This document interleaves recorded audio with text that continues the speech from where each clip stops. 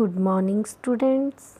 आज मैं आपको ई साउंड करवाने जा रही हूँ। आप सभी ने ध्यान से इसको करना है।